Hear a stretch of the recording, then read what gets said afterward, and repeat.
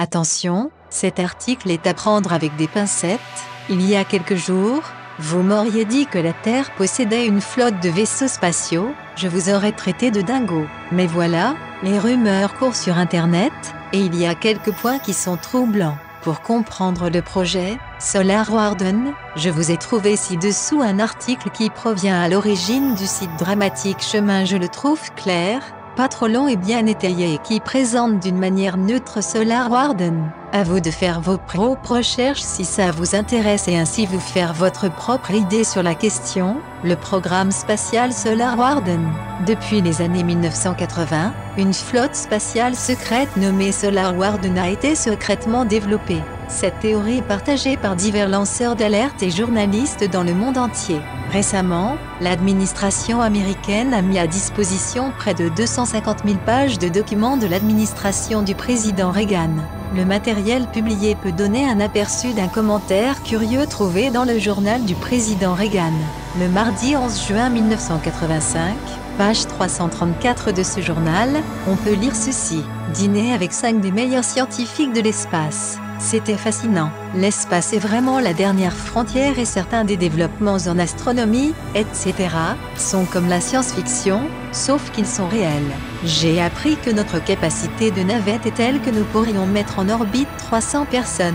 C'est curieux puisque la navette spatiale est conçue pour un maximum de 8 personnes, et seulement 5 navettes ont été construites pour le vol spatial. Même si toutes les 5 décollaient à pleine charge, il serait impossible de placer et de maintenir 300 astronautes en orbite.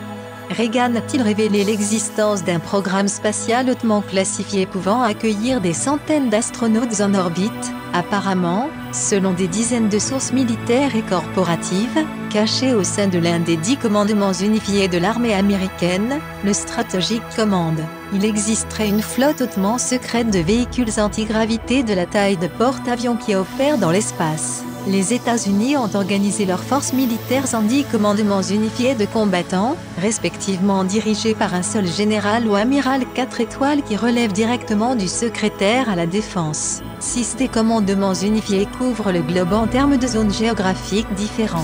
En outre, il existe 4 commandements fonctionnels où des activités militaires spécialisées sont exécutées sous les ordres d'un seul commandant des opérations. De 1985 à 2002, le commandement spatial était responsable des opérations spatiales menées par l'armée américaine.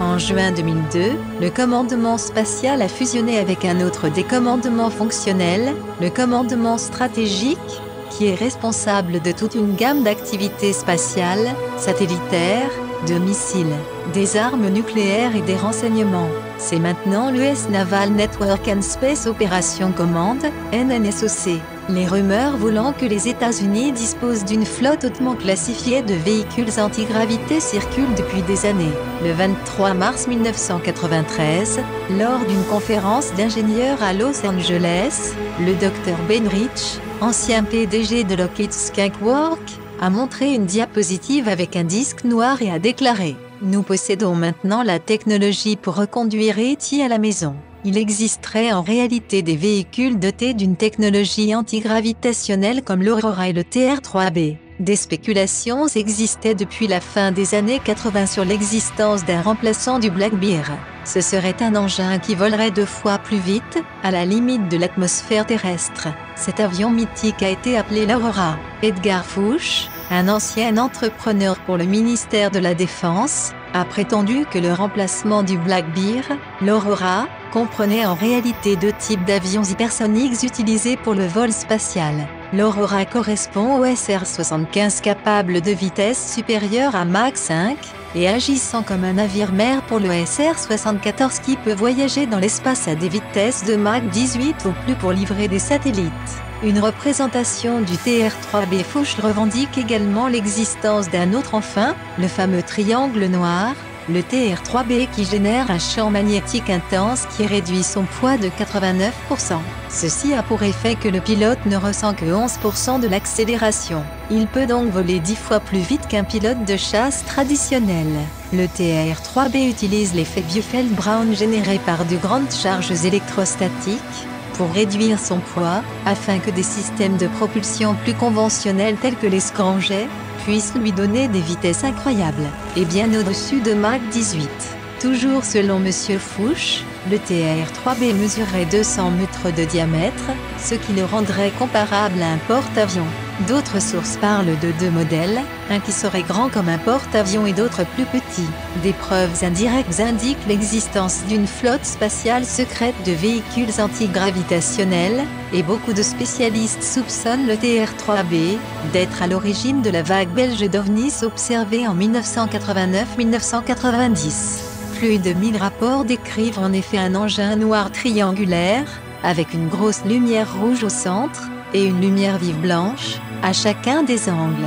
Mais le gouvernement américain a toujours réfuté les faits. L'existence de véhicules antigravitationnels. Le 6 août 2007, la NASA a décerné à l'USAF le Human Spaceflight Support Team pour aider les véhicules de la NASA à éviter les débris spatiaux. L'équipe de soutien faisait partie du commandement spatial de l'USAF, qui est déclaré publiquement être le commandant militaire principal, fournissant des forces spatiales pour le commandement stratégique américain.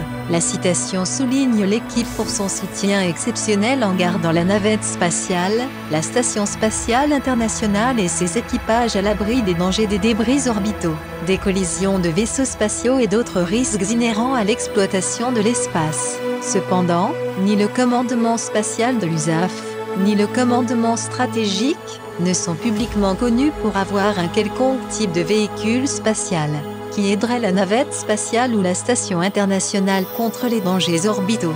Normalement, les deux véhicules de la NASA nécessiteraient des corrections orbitales graduelles, qui prendraient beaucoup de temps, et seraient insuffisantes pour faire face à une menace immédiate.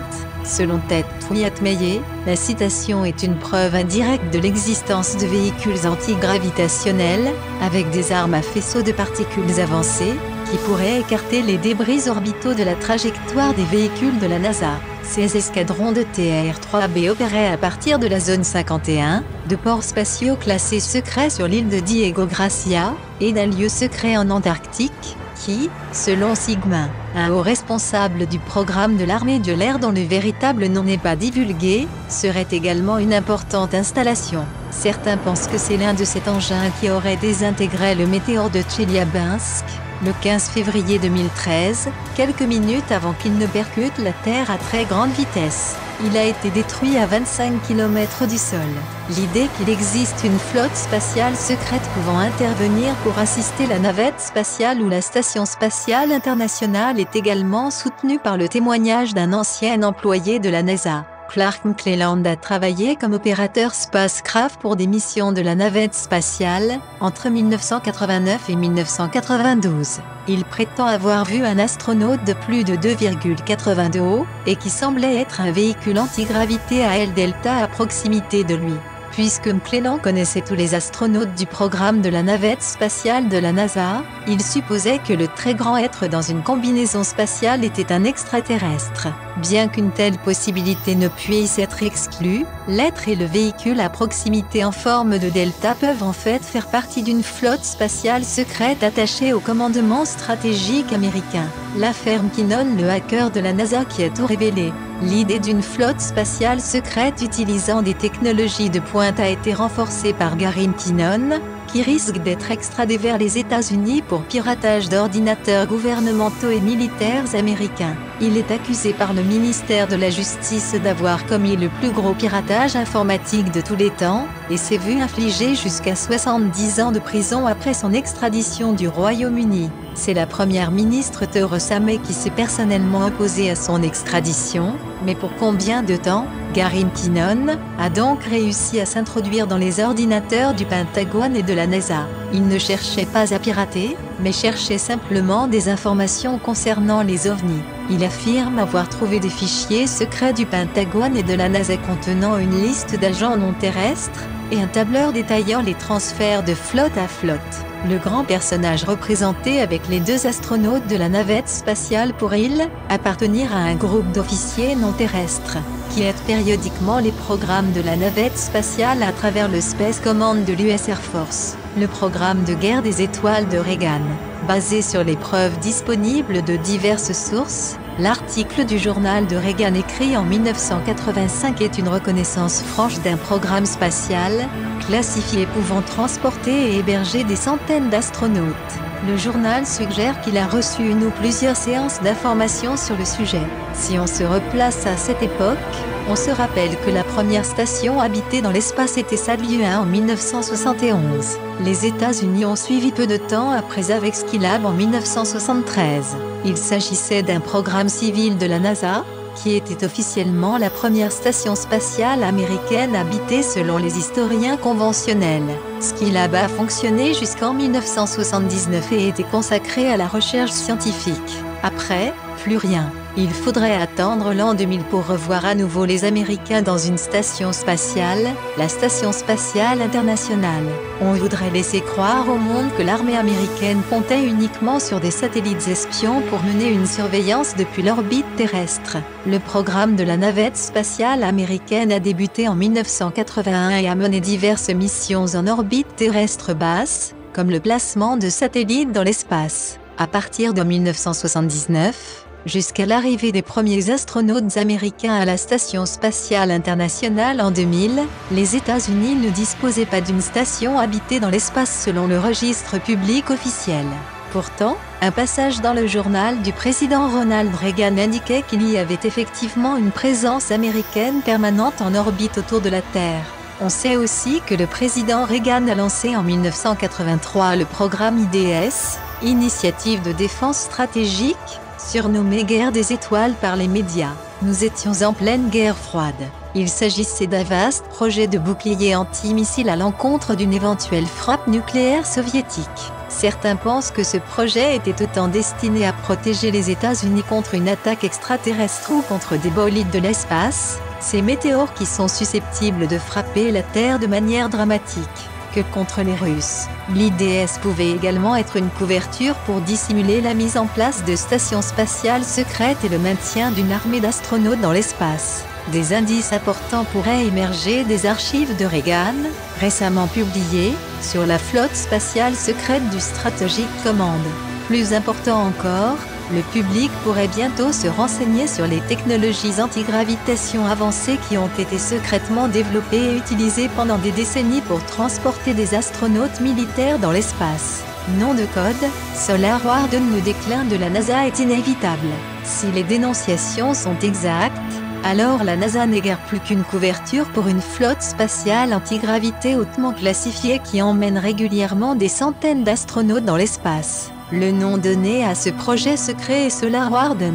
La première référence de Solar Warden a eu lieu en mars 2006. Une source fiable, selon les administrateurs de l'Open Minds Forum, a révélé son existence et ses capacités. Si les commentaires de Reagan et les témoignages des lanceurs d'alerte sont corrects, alors le centre opérationnel de cette flotte spatiale antigravité secrète est le commandement stratégique américain. L'existence de Solar Warden prouve que la NASA est un programme de couverture utilisant des technologies de propulsion de fusées archaïques. Si tel était le cas, le programme futuriste appelé Constellation visant à emmener des astronautes sur la Lune et sur Mars ne serait qu'un programme pour couvrir un programme spatial existant déjà qui effectue régulièrement des missions interplanétaires à l'aide de technologies avancées de propulsion antigravitationnelle.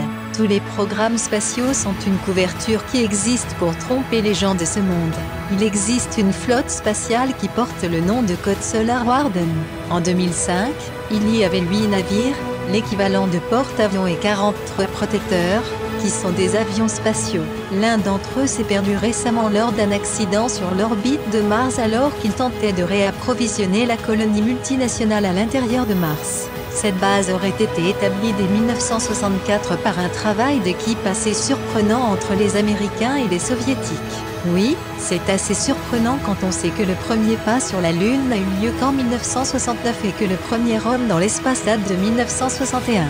Une autre source décrivant que Solar Warden provient d'un lanceur d'alerte anonyme connu sous le pseudonyme de Henry Deacon qui travaille dans les laboratoires de Lawrence Livermore en tant que physicien. La véritable identité de Deacon est connue des créateurs du site web Project Camelot qui ont été témoins de ses références et croient qu'il est crédible. Selon Project Camelot, Henry a confirmé l'existence d'une grande base habitée sur Mars, fournie par une flotte spatiale alternative, nom de code Solar Warden. Selon le manuel de William Harkin, pour les noms de code militaire, qui désignent des séquences alphabétiques spécifiques, à 2 lettres à des projets militaires américains distincts. Solar Warden s'inscrit dans un projet de commandement des forces interarmées. Cela suggère que Solar Warden est opérationnel dans le cadre du Strategic Command. Si Solar Warden a réussi à établir une colonie sur Mars en utilisant des systèmes de propulsion antigravitationnelle, cela pourrait expliquer pourquoi la recherche antigravité est devenue hautement classée au milieu des années 1950.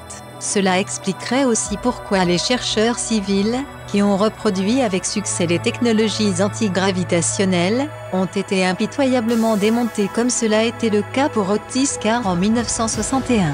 Nous sommes en 2022 et quand on voit les progrès qui ont été faits en termes de recherche spatiale entre 1960 et 1980, comparé à ce qui a été accompli ces 40 dernières années, on peut se poser des questions. Ce n'est pas possible que tout se soit presque arrêté au début des années 1980, ou alors les choses ont été faites en secret. Le déclin constant de la NASA depuis l'époque des missions Apollo n'a rien à voir avec la compétence et l'expertise du personnel de la NASA. La réalité politique est que des programmes militaires très compartimentés empêchent les technologies d'antigravitation d'avancer dans le secteur public pour une application commerciale.